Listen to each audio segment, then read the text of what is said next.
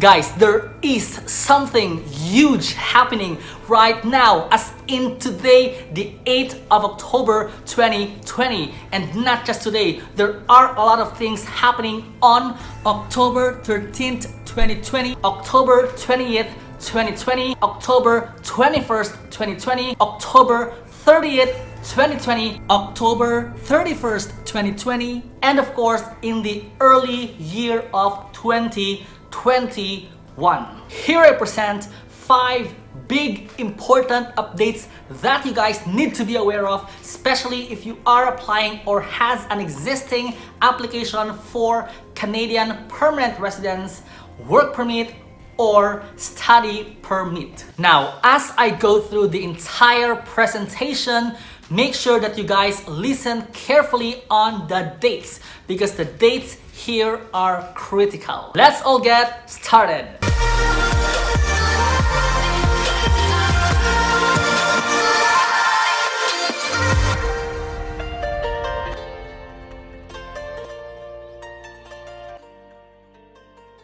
Number 1. New mandate letter to be released very soon. The expected date is October 30th, 2020. Now, in order for you guys to understand better, let's define what a mandate letter is. Before we move on, guys, please consider subscribing to my channel, hit the bell, hit the thumbs up. I really appreciate all of the support. Now, I totally understand that each applicant must have a better understanding of what a mandate letter is, because it gives them an idea, it gives you an idea of how the Canadian immigration works. So first, let's define what a mandate letter is. So mandate letters are goals that each minister will work to accomplish. So Prime Minister Justin Trudeau will provide Minister of Immigration, Refugees and Citizenship Marco Mendicino a letter outlining Trudeau's expectation for Mendicino. Now guys, how important is this? Well, this is important because it gives Canadians and people across the world like you a clear and bright idea of how the Canadian government will deliver its agenda. Now that you guys fully understand what a mandate letter is, let's go ahead and take a look at some of the previous mandate letters so that you guys have an idea of what to expect in the upcoming mandate letter.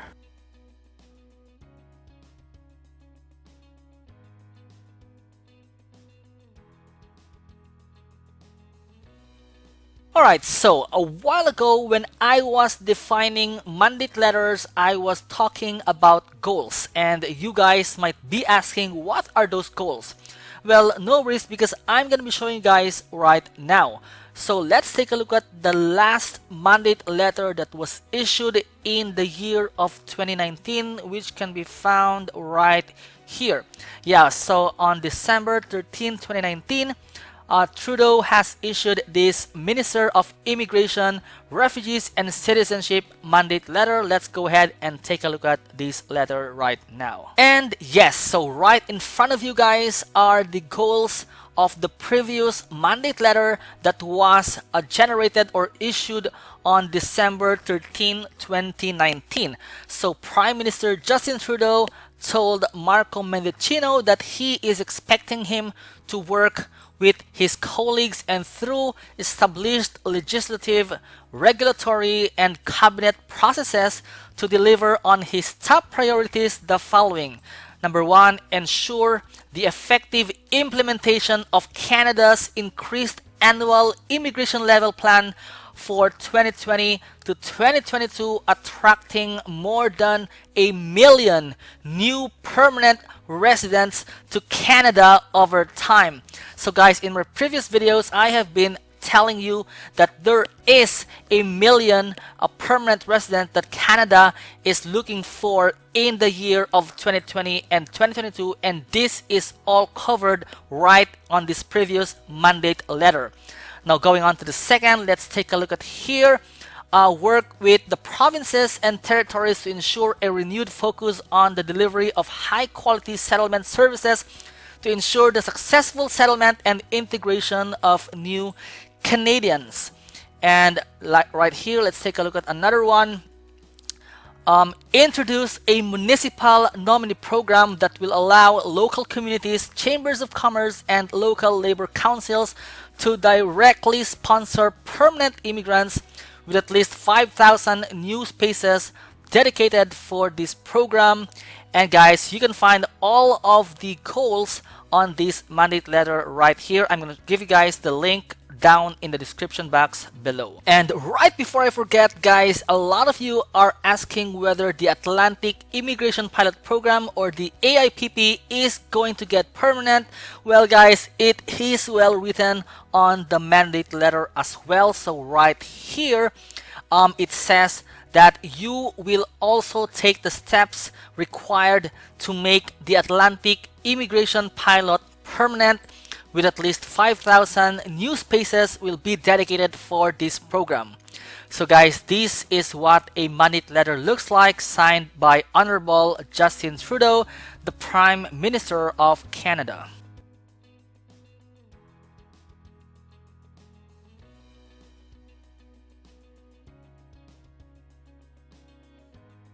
Now, what are some things that give us a sign of what the mandate letter would contain? Well, guys, if we take a look at the current immigration activity, the fact that invitations have been continuously going on for most programs, Provincial Nominee Program, Express Entry, Canadian Experience Class, or CEC, this is a good indication that what's on the letter is most likely going to be some good news. But as of now, guys, relax and wait patiently, and sooner than later, this letter will be released. And number 2 is the current economic activity. So let's take a look at the Canadian Economic Dashboard very quickly.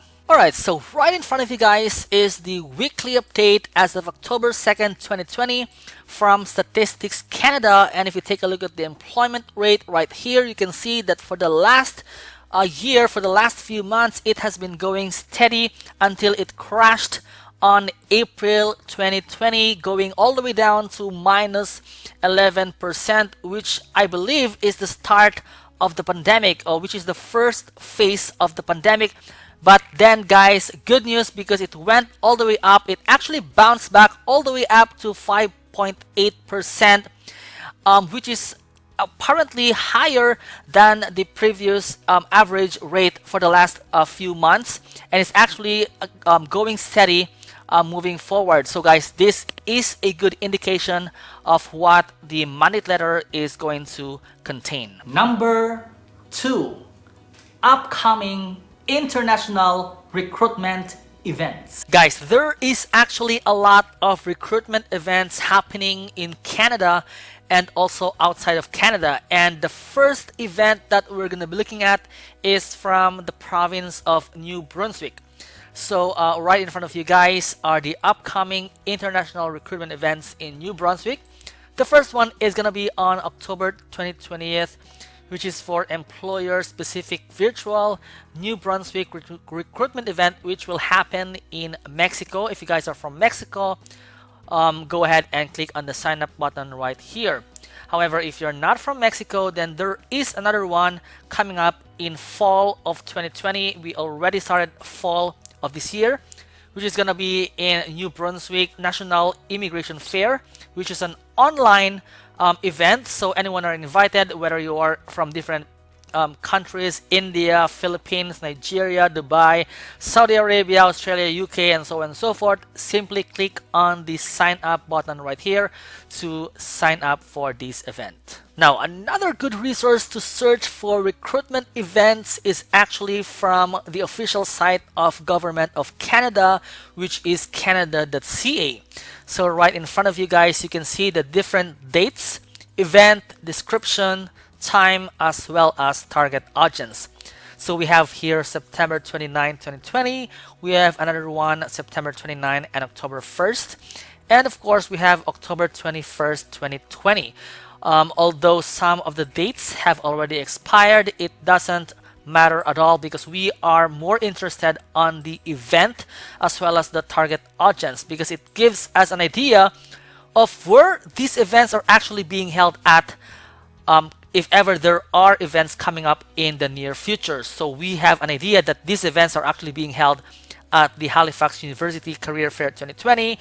They are being held at Ottawa IT Engineering Virtual Employment Event, as well as Carleton University Virtual Fall Career Fair. And looking at the target audience gives us an idea of who are they targeting for these kinds of events. So they're actually looking for students and graduates. And also another one here, they're actually looking for students and graduates in the field of information technology.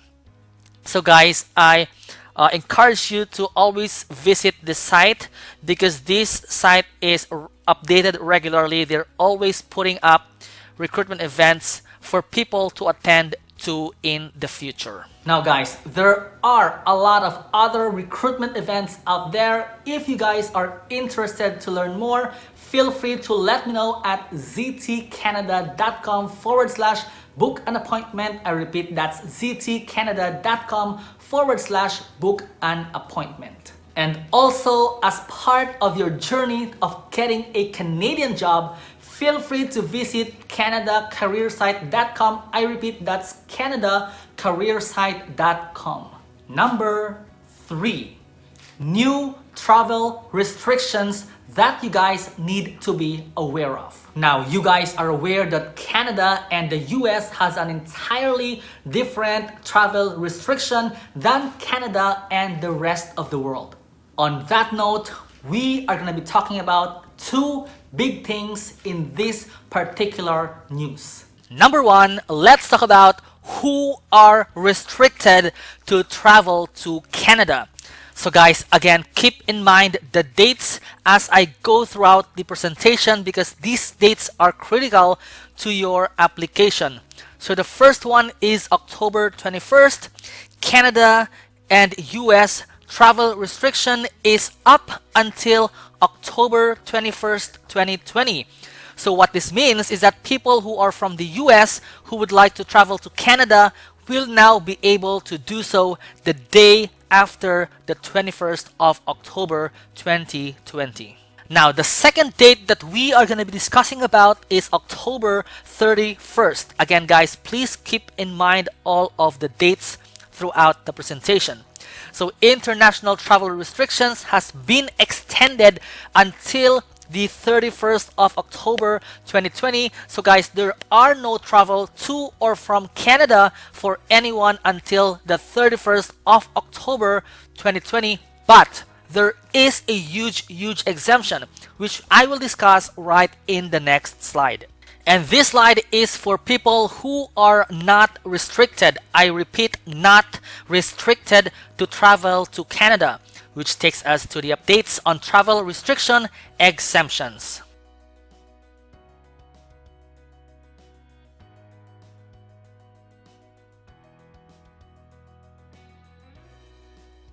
Alright guys, so Canada recently made an announcement regarding updates on travel restriction exemptions for extended family members and for compassionate reasons.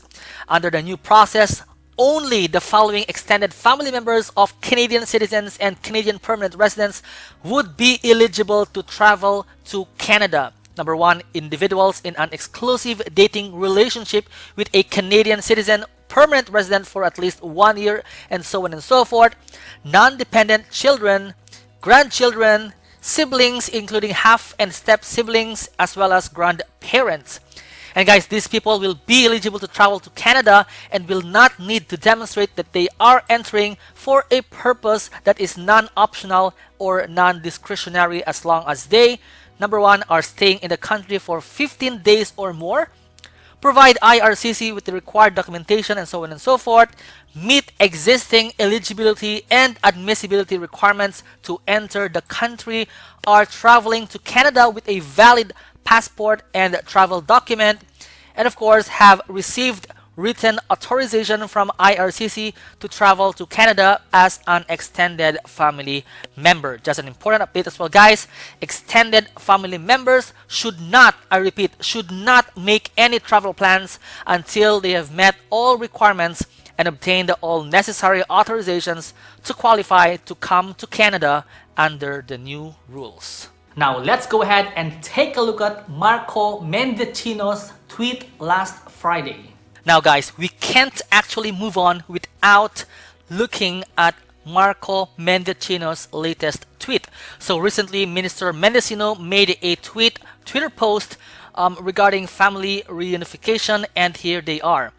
With Thanksgiving approaching, I think often of the importance of family and those who mean the most to us. And especially during these challenging times, our government believes that family and loved ones need to be together. And another one, we will create a process to allow extended family members of Canadian citizens and Canadian permanent residents to enter the country while still respecting quarantine requirements. Number 4.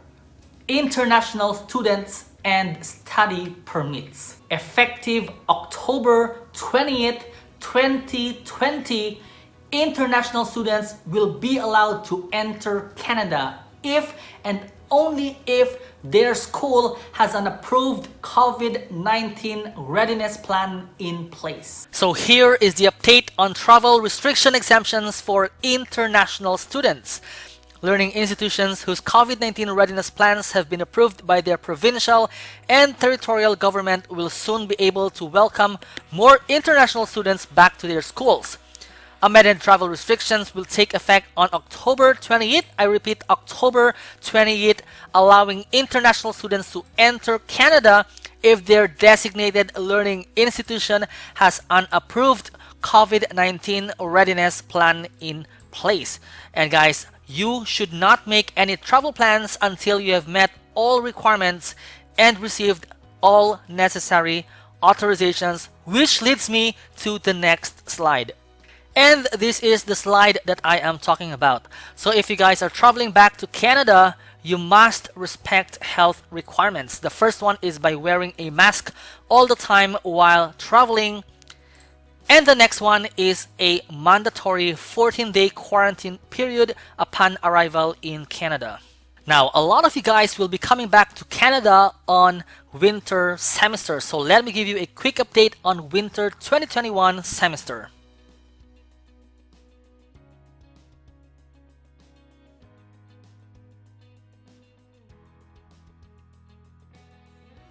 Now, keep in mind that some of the information here also applies to the majority of designated learning institutions in Canada. So here we have the update on the winter 2021 semester. Most of the programs will be delivered online for the 2021 semester starting January 11th, 2021. Small groups of students will be coming to campus for limited instruction that requires access to our labs and facilities. So guys, what can you expect? Most programs will be a combination of real-time synchronous and pre-recorded asynchronous delivery and use of combination of online tools such as Blackboard and Microsoft Teams. There will likely be online tools that are specific to various programs. Your professors and program coordinator will provide the details. Now, if you guys are a future international student or who is planning to come to Canada in winter 2020, then feel free to book a virtual one-on-one meeting with a George Brown College recruitment representative specializing by country of origin. So if you guys are from Korea or Vietnam, here are the links. If you are from the Asia, China, Japan, Philippines, and Southeast Asia, then here are the links. If you are from Europe, Central Asia, and the Caribbean, here is the link for you. If you are from the US, Central America, and South America, here are the links. If you are from Middle East and Africa, let's say Saudi Arabia, UAE, Nigeria, Ghana, here are the links for you. And if you are from, of course, India and South Asia, Pakistan, Bangladesh, Nepal, Sri Lanka, Bhutan, Maldives, and so on and so forth, here are the links for you. Finally, number 5. Update on the impact of novel coronavirus on new and existing applications. Now, if you go to ztcanada.com, I repeat, that's ztcanada.com, I have actually made a post regarding the update on the impact of novel coronavirus on new and existing applications. Go ahead and click on this link right here. And I know a lot of you guys are asking me about what a visa application center is, so no worries, we are going to be defining it right now. So visa application centers, also known as VACs, are private companies that have formal contracts with the government of Canada. They securely send your applications and passport to the visa office. There are official locations to give your biometrics, a fingerprint, or a photo. They are located across the globe and they speak different local languages. Now you might be asking, what are or where are these visa application centers actually located at, and are they open or closed right now? Now let's take a look at those information right at the very bottom of this page. So here you are, you can actually filter your country, let's say Philippines. So Cebu is actually open with limited services. Manila is temporarily closed right now, but guys, this information or this page is actually updated regularly, so please don't hesitate to visit this page all the time to check whether these visa application centers are open or closed. Now going back to the previous page, this is actually where you can find information about general processing measures, citizenship applications, temporary residence, permanent residence, air travel restrictions, and of course resettlement. And of course, the last but not the least, one of the greatest news of October 2020 is the reopening of parents and grandparents sponsorship on October 13. So if you guys go to ztcanada.com, I repeat, that's ztcanada.com, you will see the recent post I have made regarding this topic right here. So go ahead and click on this link. And here is the update. So the wait, guys, is finally over today. Honorable Marco Mendicino, the Minister of Immigration, Refugees, and Citizenship, announced details for the opening of the 2020 Parents and Grandparents, also known as the PGP program, promoting family reunification. So guys, take note that the starting date will be 12 of EDT, which is Eastern Daylight Time, on the 13th of October 2020 until 12 noon of EST on the 3rd of November 2020. The online application form will be open for permanent residents and Canadians to send their application to sponsor their parents and grandparents to come to Canada. If you guys need some help regarding this, feel free to click on the book an appointment button right here.